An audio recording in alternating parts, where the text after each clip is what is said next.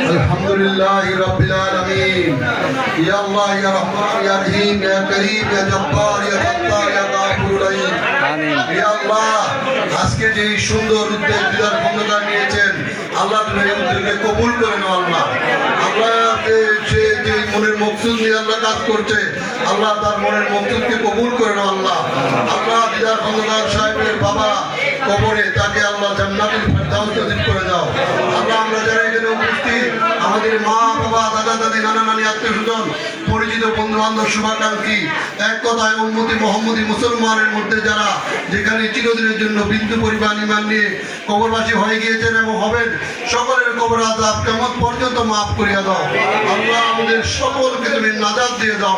আল্লাহ আমাদের জীবিত মৃত সকলকে তুমি নাজাত দিয়ে দাও। আল্লাহ আমাদের সকলকে তুমি মাফ করিয়া দাও।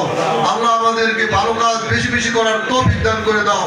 আল্লাহ সমাজের এবং দেশের মানুষের কাজ করে যেতে পারে সেই তৌফিক আল্লাহ দিদার খন্দকারকে তুমি দান করো।